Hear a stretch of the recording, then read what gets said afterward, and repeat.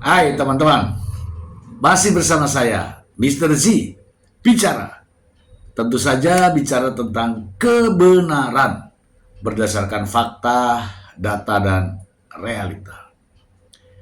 Teman-teman, ini adalah analisa saya terkait dengan apa yang terjadi antara Dr. Richard Lee dan Dr.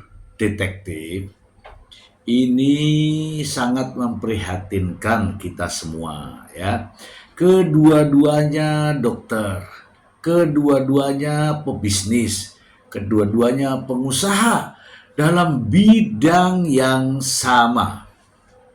Sekali lagi ya, dalam bidang yang sama. Apa itu? Skincare. Teman-teman, jangan kita terlena. Jangan kita tergoda. Jangan kita larut dalam persoalan ini yang terlihat lapor sana sini, proses sana sini. Teman-teman harus tahu ya, uh, jangan sampai kita terjebak. Jangan sampai terjebak. Banyak itu teman-teman sudah terjebak itu. Coba nih teman-teman semua, kan banyak nih yang ada di bangku kuliah. Coba teman-teman pelajari betul ya yang namanya hukum bisnis. Ada itu di S1 ya, di semester-semester awal. Hukum bisnis. Jangan sampai kita terperdaya ya dengan rumusan pokoknya. Jangan ya. Ingat ya, apa yang terjadi pada Dr. Richard Lee dan Dr. Samira ini adalah kompetitor. Sama-sama dokter, sama-sama pebisnis, pengusaha, sama-sama di bidang skincare. Jangan lupa itu. Dalam hukum jelas ketika kita melihat seseorang dalam bisnis yang sama, itu namanya kompetitor. Jangan lupa itu. Ya. Dalam kompetitor itu ada istilah strategi marketing. Ada istilah strategi bisnis. Pelajari itu kawan. Jangan terjebak.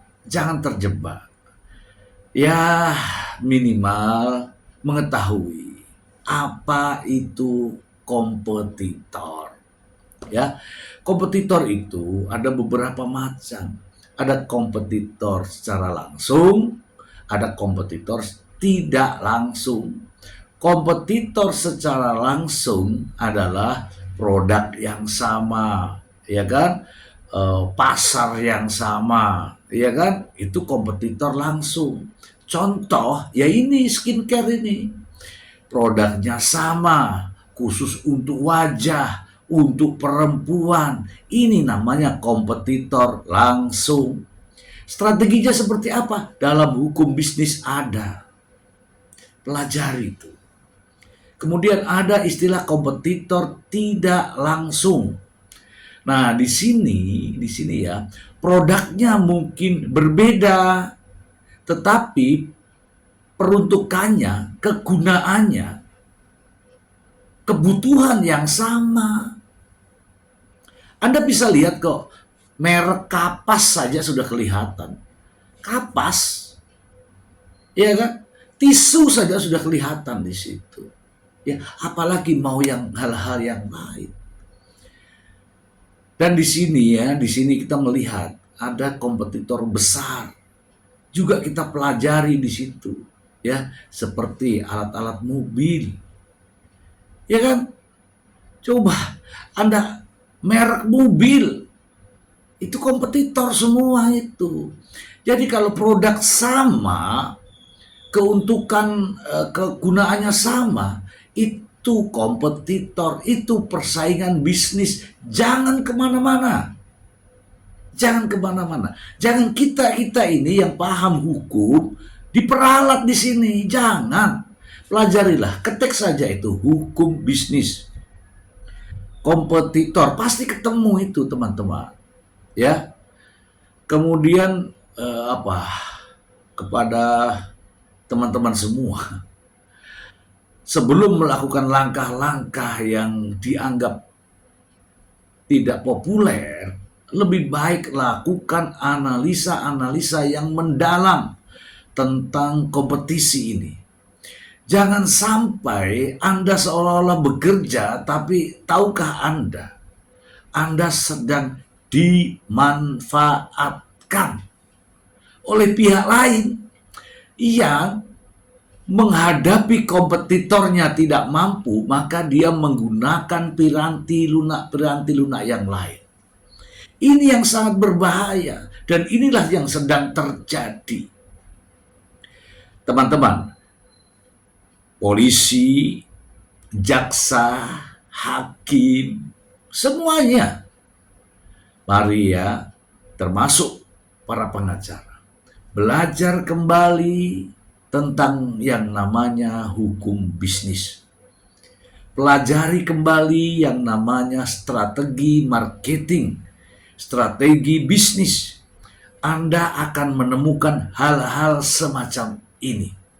Produk di Indonesia ini banyak, yang mirip-mirip banyak, kegunaannya sama, dan ini akan menjadi kompetisi liar.